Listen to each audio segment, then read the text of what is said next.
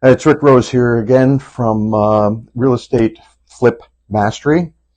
Today I'd like to talk a little bit about financing.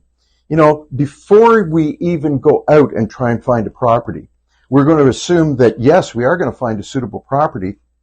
How are you going to pay for it? And we should take care of that before we even go out and look at any properties. There are many areas of financing that are available to us. Private financing, bank financing, lending companies. There are many, many ways to finance a flip. Some of them in private financing will actually also loan the money for the renovation costs for in order to do the flip. Others, you need to put down a full down payment.